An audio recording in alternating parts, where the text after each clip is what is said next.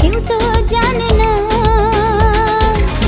মনই জানে যে কার নাম মনেতে লেখা আছে, কেউ তা জানে না।